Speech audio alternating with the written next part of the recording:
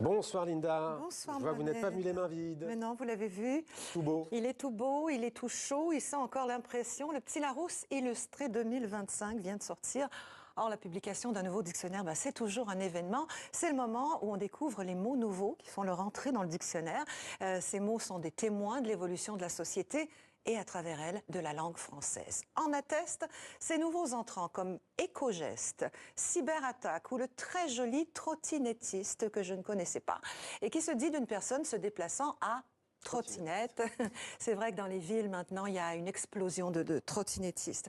Alors, il y a 150 mots, expressions et sens nouveaux qui rejoignent ce millésime 2025. Et parmi ceux-ci, les mots issus de la francophonie ont retenu mon attention. Par exemple, l'adjectif narreux. Vous savez ce que ça veut dire, Mohamed?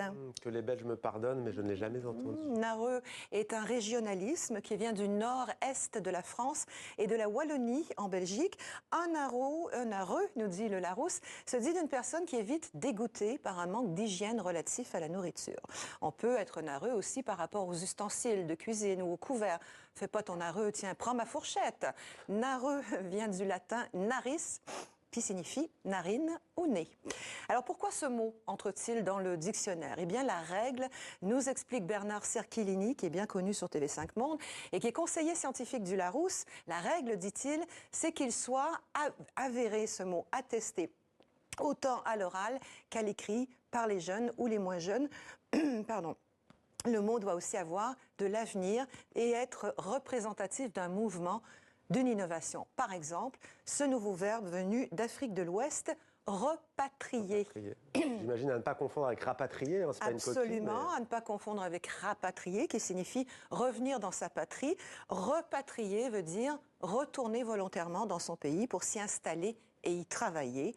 Après 6 ans en France, l'entrepreneur s'est repatrié au Sénégal, par exemple. Parmi les autres entrants, le brigadier ou brigadière scolaire.